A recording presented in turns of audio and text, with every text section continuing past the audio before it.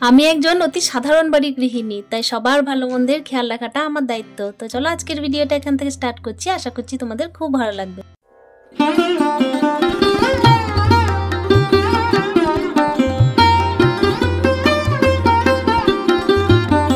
তো hello everyone, good morning, welcome back to my channel. কেমন আছো তোমরা? আশা করি সকলেই খুব ভালো আছো। আর তোমাদের ভালোবাসা আর আশীর্বাদে আমরা আর পুচকুটা সবাই খুব ভালো আছি বলতে হবে। অনেক দিন তো স্যাড ছিলাম আমরা, তো অনেকটাই হ্যাপি আছি এটাও বলবো না, আর অনেকটা স্যাড আছি তাও বলবো না। এর মাঝে কিন্তু সবার খেয়াল রেখে সমস্ত দিক ম্যানেজ করে সবাইকে একসাথে নিয়ে চলতে হবে। তো এভাবেই দিনগুলো চলছে আর এভাবেই দিনগুলো চলবে। জীবন তো কারো থেমে থাকে না। তো দেখতেই পাচ্ছ সকাল থেকে কাজবাজ কিন্তু লেগে পড়েছি। এই কাজগুলো কি করছি জানো তো? টেবিলটা প্রচুর পরিমাণের জঞ্জাট হয়ে আছে।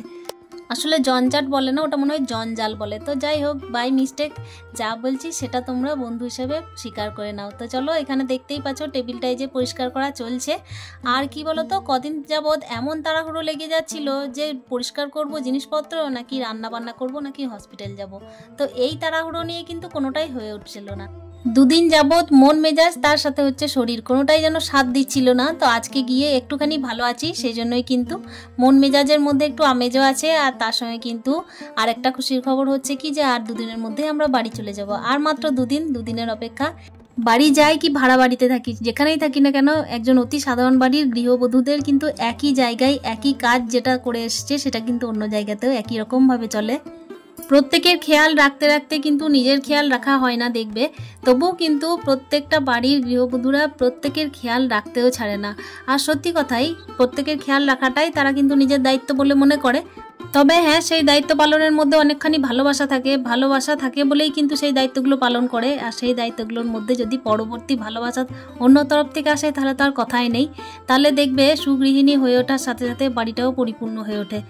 সকাল সকাল প্রত্যেকের স্নান হয়ে গেছে, শুধুমাত্র আমিই বাকি ছিলাম। তো আমি স্নানটা করে নিয়েছি। তো এরপর যাব কিন্তু বাজার। এদিকে ভাতটা বসিয়ে দিয়েছি, তো ওদেরকে দেখতে বললাম। ভাতটা যে যখন পারে সে তখন বসিয়ে দেয়, হয় আমি কিংবা হচ্ছে আমার ভাইয়ের বউ।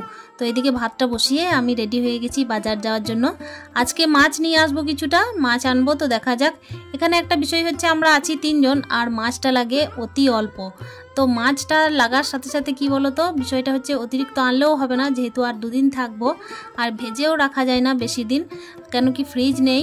আর কাঁচা মাছও রাখা যাবে না, ওই একই প্রবলেম, যেহেতু ফ্রিজ নেই। তো দেখতেই পাচ্ছ ওদিকে কিন্তু আমি বাজার থেকে ডিম এনেছিলাম, আর এখানে দেখো ঢেঁড়স এনেছিলাম। আর এই যে কি সুন্দর বেগুনগুলো, এগুলো তরকারি খেতে খুব ভালো লাগবে। তবে হ্যাঁ, ঢেঁড়সগুলো আমার খুব একটা ভালো লাগেনি। তো চলো, এই ঢেঁড়সগুলোকে দিয়ে অন্য কিছু করা যাবে না, ভাজা ছাড়া আর কিছু ভালো লাগবে না, ঝোলে দিলেও ভালো লাগবে না। আর টমেটো তো ছাড়া আমি চলতে পাই না একরকম। টমেটো সমস্ত রকমের তরকারিতে দেওয়া চাই। এদিকে এসে দেখছি ভাইয়ের বউ কিন্তু এদিকে ভাতটা একবার করে দেখছিল, আর ওদিকে কিন্তু পুচকুটার খেয়াল রাখছিল। তো মুড়ি খাবারে আজকে হয়েছিল আলু ভাজা। তো দেখতেই পাচ্ছ থালার মধ্যে কিন্তু আলু ভাজাটা রাখা আছে। আর এই যে ভাত বসিয়েছিলাম, তো ভাতটা একবার করে চেক করছিলাম যে হয়েছে কি না। তো দেখছি না, এখনো পর্যন্ত দেরি আছে। আর ওই যে দেখতে পাচ্ছ চায়ের জায়গার মধ্যে কিন্তু ডিম বসিয়েছি। আসলে কি বলতো, 2 দিনের জন্য কিন্তু সমস্ত কিছু শেষ করতে হবে। তো এক এক করে শেষ না করলেও হবে না, আর সেই জন্যই কিন্তু ডিম সেদ্ধটা বসিয়ে দিয়েছি। ওটা কিন্তু হতে পারে হয়তো রাত্রের জন্য, কিংবা হয়তো কেউ 10টার সময় খেয়ে নিতে পারে।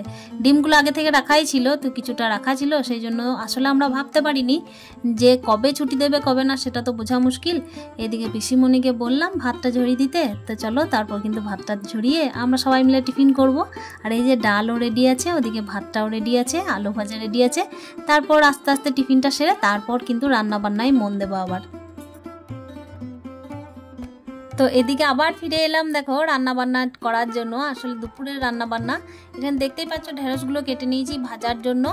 আর ওদিকে কিন্তু ডালের জন্য বিনসটা কেটেছিলাম, তো বিনসটা পরে ভিজে মিশিয়ে দেবো ভাবলাম। তো এখানে বেগুনগুলো যেগুলো কেটেছি না, সেগুলো কিন্তু মাছের মধ্যে দেবো। ওই যে আজকে মাছ নিয়ে এসেছি বললাম, সেই জন্যই পুচকুটা মাছ খেতে চাইছিল। আর আমি ভাবছিলাম ডিমগুলো আছে সেগুলো যদি শেষ করে দেওয়া হয় তো খুব ভালো হয়, কিন্তু ওর মাও বললো, এদিকে পিসিমণিও বললো, আমিও চাইলাম যে না, মাছ আজকে নিয়ে আসি তাহলে, পুচকুটা যখন চেয়েছে। তো কি বলবো, একটা খুব ভালো ঘটনা ঘটেছে কি, আমার সাথেই কিন্তু আর একজন ছিল, যিনিও কিন্তু অর্ধেক মাছ চাইছিলেন 500 মতো, আর আমিও চাইছিলাম 500 মতো, আর 1 কিলো ওজনের মাছ ছিল। তো উনি বললেন তাহলে হাফ হাফ করে নিলে ভালো হয়। আসলে এটা আমারই বুদ্ধি ছিল, তো উনি সাহস করছিলেন না, চাইছিলেন বলতে, তো বলতে পারছিলেন না। তো আমি বললাম যে চলুন আপনি আর আমি কিন্তু অর্ধেক অর্ধেক করে নিই মাছটা। তো সেজন্যই কিন্তু অর্ধেক অর্ধেক করেই মাছটা দিয়েছিল।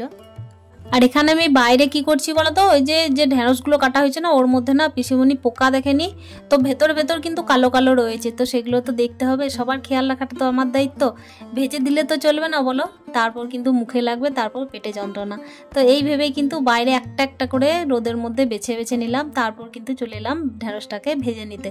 তো চলো এদিকে ঢেঁড়স ভাজা হতে থাক। আর একটা দিদিভাইয়ের কমেন্টের আমি রিপ্লাই দিই। কাল একটা দিদিভাই আমাকে কমেন্ট করেছিল যে পুচকুটার কি হয়েছে, তো এর আগের ভিডিওতেও আমি নিশ্চয়ই বলেছি, তো উনি মনে হয় ভালোভাবে দেখেননি, তো আজকে বলি।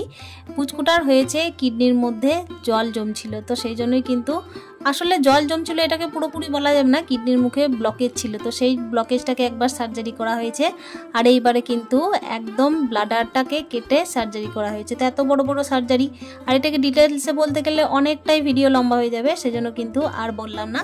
কখনো যদি সময় সুযোগ পায় তো অতি অবশ্যই বলবো। তবে হ্যাঁ, এটুকু বলবো, যেহেতু সাউথে সার্জারিটা হয়েছে সেহেতু কিন্তু সাহসটা আমাদের বেড়েছে, তা নাহলে কিন্তু ওই জায়গায় আমরা সাহস একদমই বাড়িতে বসে পাচ্ছিলাম না বলেই এতদূর ছুটে আসা। তো চলো এখানে কিন্তু রান্না বান্নাটা সেরে নিচ্ছি। এই যে দেখতেই পাচ্ছ মাছটার মধ্যে কিন্তু অনেকটাই ডিম আছে, আর এখানে কি বলতো মাছগুলো না কি বলবো একদমই জ্যান্ত মাছ নয়, অনেক দিনের বরফ দেওয়া। পিসিমণি তো একদম খেতে চায় না, সত্যি বলতে আমারও খেতে ইচ্ছে করছিল না। তো যদিও ঝোলটা ভালোভাবেই করেছিলাম, এই যে পাতলা পাতলা যে বেগুনগুলো কেটেছি ওগুলো প্রচণ্ড টেস্টি, ওটা দিয়েই কিন্তু মাছটা ভালো লাগছিল। তো এই যে দেখতেই পাচ্ছ 5টা পিস হয়েছে মাছের, আর মাছটা ছিল অনেকটাই বড়। ওই যে বললাম 2 ভাগে ভাগ করে নিয়েছিলাম মাছটাকে, তা না হলে এই 2 দিনের মধ্যে ডিম আর মাছ শেষ করা মুশকিল হয়ে যেত। আর এখানে এসে যখন থেকে ডিমটা খাওয়া হয়েছে, মানে প্রত্যেক দিন যেন ডিমই খাওয়া হচ্ছে। আর মন মেজাজ তো কারো ভালো ছিল না, তাহলে খাওয়া দাওয়াটা তো একদিকে পড়েই ছিল। একরকম বলতে গেলে কখনো কখনো কোনো দিন ভাতটাও নষ্ট হতো। তো কি করব, এইভাবেই দিনগুলো কাটছিল। তো সবার খেয়াল রাখতে রাখতে কিন্তু দেখো দিনগুলোকে এইভাবেই পার করছি, আর যতদিন বেঁচে থাকবো এইভাবেই কিন্তু পার করার চেষ্টা করব। তো দেখতেই পাচ্ছ ওদিকে কিন্তু মাছ ভাজা হলো, তারপর কি করেছি, এই যে বেগুনগুলোকে একটা একটা করে ভেজে তুলে নিয়েছি। আর বেগুনগুলো বেশ সুন্দর লাগছিল, মনে হচ্ছিল এমনি যদি গরম ভাতে তেল দিয়ে খাওয়া যায় তাহলেই বেশ ভাত খাওয়া হয়ে যাবে। আর এই যে মাছের ডিমটা ছিল অনেকটা, ওটাকে একসাথে নিয়েই আমি ভেজে দিলাম। বাড়িতে থাকলে অতি অবশ্যই আমি মাছটাকে আলাদাভাবে যা করতাম, কিন্তু ডিমটা অতি অবশ্যই তেঁতুল দিয়ে করতাম। আমিও খেতে ভালোবাসি, আমার ভাইয়ের বউ খেতে ভালোবাসে। আর এই ভালো লাগাগুলোকে খেয়াল রাখাগুলোকেই বলে কিন্তু পরিবার, সংসার। যাই হোক, তো চলো এই যে দেখতেই পাচ্ছ ডিমটা ভেজে নিয়েছি, এটা কিন্তু তরকারির মধ্যেই দিয়ে দেবো। এখানে তো তেঁতুল পেলাম না আর আনলামও না নতুন করে, তো দেখতেই পাচ্ছ ডিমগুলো তুলে রেখে দিচ্ছি, তারপর কিন্তু আস্তে আস্তে রান্নাটা করে নেব। এখানে যারা যারা রুম সার্ভিসে আছেন আর কি, তো যেসব ওয়ার্কাররা, তো তারাই বলছিলেন যে একমাত্র আমরাই পরিষ্কার পরিচ্ছন্ন করে রাখি, তাছাড়া অন্যান্য রুমগুলো নাকি যাচ্ছে তাই অবস্থা। আসলে আমরা তো বাড়িতেও সেইভাবেই থাকি, অভ্যস্ত সেইভাবেই, তো সেই জন্যই কিন্তু এই জায়গাগুলোকেও মনে করছি যে আমরাই তো থাকবো, তাহলে পরিষ্কার পরিচ্ছন্ন না রাখলেও তো নয়। আর সবার খেয়াল রেখে, সবার শরীরের খেয়াল রেখেই কিন্তু এগুলো করা। আসলে এটা ভাড়ার বাড়ি হোক কি নিজের বাড়ি হোক, অতি সাধারণ বাড়ির মেয়ে আর অতি সাধারণ বাড়ির গৃহবধূ, সেই জন্যই কিন্তু আমরা দুজনেই, আমি বা আমার ভাইয়ের বউ দুজনেই কিন্তু ঘরটাকে পরিষ্কার পরিচ্ছন্ন যত্ন করেই রাখছি। আর এটা সত্যি করেই আমাদের প্রত্যেকের স্বাস্থ্যেরও ব্যাপার। তো চলো এদিকে দেখতেই পাচ্ছ টমেটোটা অনেকটাখানি দিয়েছি, আসলে অনেকটাখানি দিয়েছি। টমেটোটা দিলে হয়তো আমাদের ভালো লাগবে, সেই জন্যই মাছটা দেখে না একদম সাদা সাদা লাগছিল, সেই জন্যই কিন্তু টমেটো দিলাম বেশি করে। তো আশা করছি ঝোলটা ভালো হবে, আর ভালো হয়েছিল। তো চলো দেখতেই পাচ্ছ এবার মশলাটা কষিয়ে জলটা দিয়ে দিলাম, আর ঝোলটা যেই ফুটতে লাগবে টকবক করে, তারপর কিন্তু এই যে ভেজে রাখা মাছ আর মাছের ডিম, তার সাথে হচ্ছে বেগুন ভাজা, সমস্ত কিছু উপকরণ দিয়ে দেবো ঝোলের মধ্যে। তবে হ্যাঁ, ঝোলটা যদি আরও একটু মারা হতো তাহলে হয়তো একটু ভালোও লাগতো আরও। তো এদিকে আমি কিন্তু ঝোলটা বেশ টকবক করে যেই ফুটে উঠেছে, আমি কিন্তু ভাইয়ের বউকে দিলাম টেস্ট করতে, তো বললো হ্যাঁ ঝোলটা কিন্তু একদম ওকে আছে। তো চলো মাছের ঝোল আমার রেডি। এরপর একেবারে দুপুরের লাঞ্চ সেরে তারপর তোমাদের সাথে দেখা করছি। আর পুচকুটা এই যে দেখতেই পাচ্ছ ঘুম থেকে উঠে পড়েছে কিন্তু, আর আমি ফিরে এসেছি একেবারে সন্ধ্যের টাইম একেবারে ব্লগটা শেষ করে তারপর তোমাদের কাছে অনুমতি নেব। তো দেখা হচ্ছে নেক্সট ব্লগে, ততক্ষণের জন্য তোমরা ভালো থেকো, সুস্থ থেকো, স্টে হ্যাপি মন, টাটা।